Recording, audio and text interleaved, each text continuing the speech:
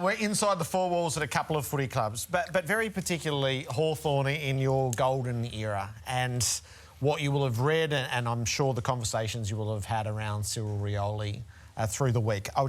Jeff Kennett put out a statement tonight, and there is an inquiry going on within Hawthorn. Matters have been brought to our attention. We are taking them seriously, and any failings will be addressed.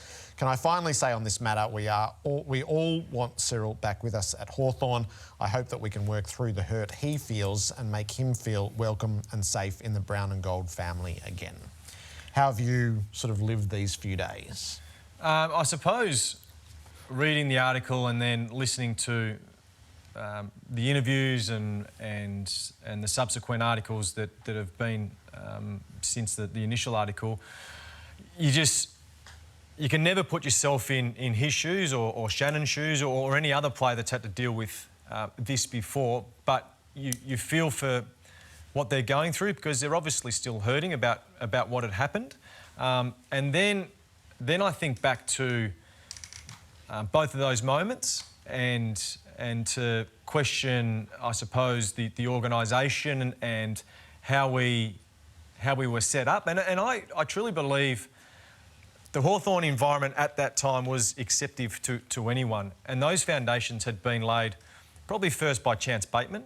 And then, this is no disrespect to any other Indigenous player that came through, Sean Burgoyne was probably the second one that was so well respected, not only within our club, but certainly the other Indigenous players within the competition. So if there was ever an issue that we thought that needed to be addressed, and I can't remember any, we would have went to those two guys. So the disappointing thing, I suppose, that has come out is that Cyril is still hurting, and could we have done more? That's the question you keep asking yourself. Could we have done more if we had have known more?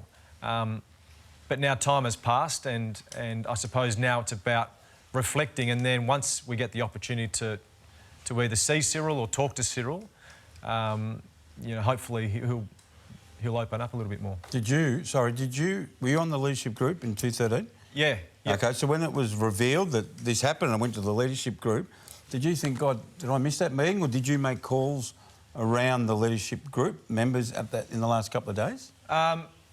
Yeah. So I called every single one of the leadership group members to see if that had happened, because I was quietly confident that it never happened, because I think if things happen along your career and things as big as this were brought up in leadership group, and the structure was a leadership group that you talk about on-field performance and off-field performance, so it would have been brought up.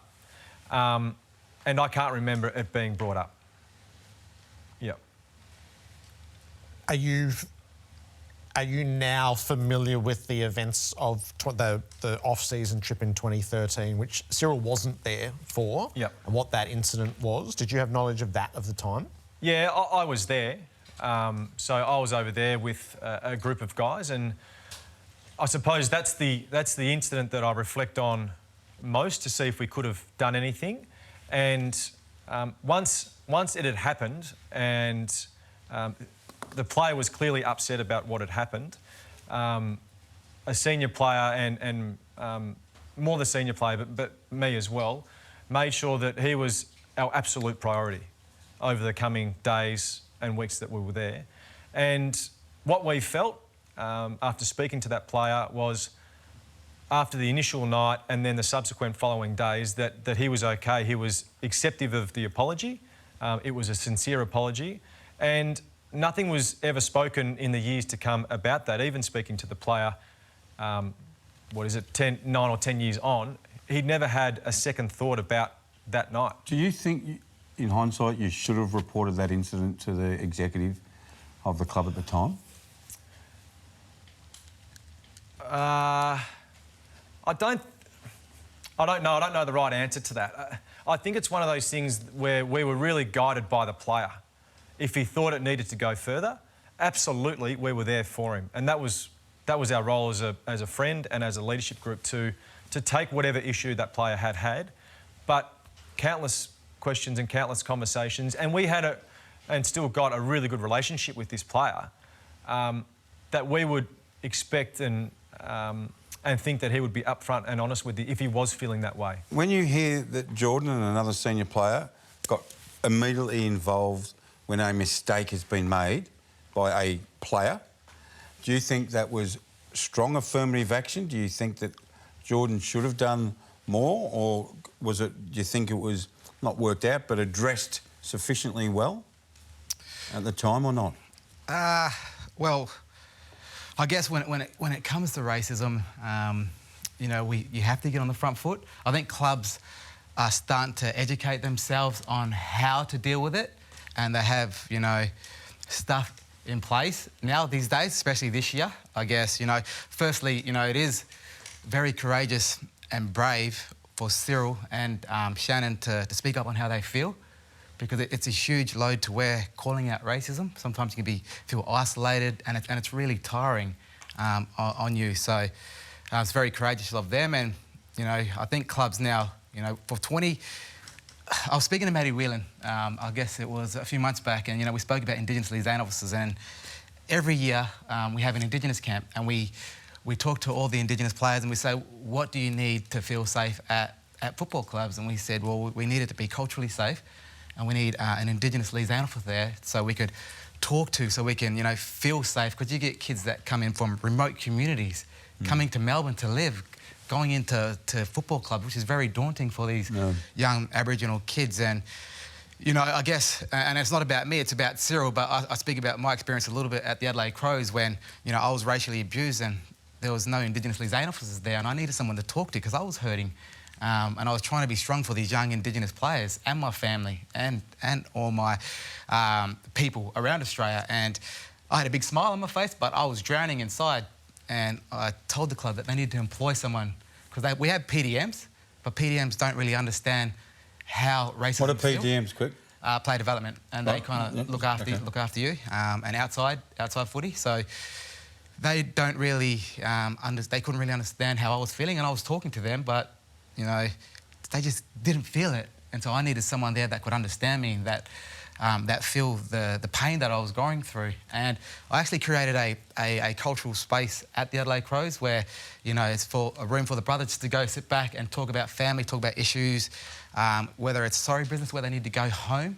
And that Indigenous liaison officer would talk to the football club and educate the club. And it's not just for the Indigenous players, it's for the non-Indigenous players too that come in to have a yarn, to educate yourself. But, you know, like I said, I was speaking to Matty Whelan, and every year we fought for Indigenous liaison officers at every single football club.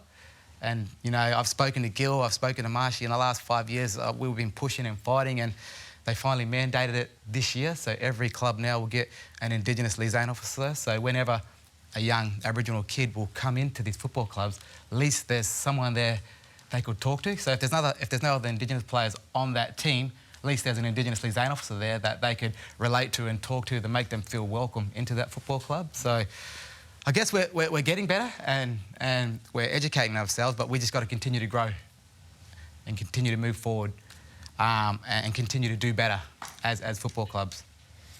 If you could say something to Cyril, what would you say to him, Eddie? Well, you know, he did. For Cyril, like, I found my voice at 28. You know, I've been racially abused my whole playing career, but I was too scared to call it out. And I was too scared to speak up because I thought what happened to Goodsy is going to happen to me. And, you know, and at 28, 29, that's when I found my voice, and Cyril retired at 28. So if he's listening to him and Shannon, you know, it's great that they've called it out, but I wish he stayed on longer and, you know, and stood up and you know, spoke about it more at the football club. But yeah, you know, it's sad to see Cyril retire because of this, because of racism. You know, one of the best talents probably to ever play this game. And it's very sad, but I will always have anyone's back when they speak up about racism in any organisation. You know, I believe now that I have a voice and a platform to use here in Australia, and that's to continue to help educate, you know, Australia. Have you both had the chance to say what you'd like to say? I don't want to wrap it up unless we all feel comfortable. Yeah, yep. No, I think the overarching thing is to hopefully wrap our arms around Cyril and Shannon when we get the chance to see them. And, yeah, it has been pretty courageous what they've done.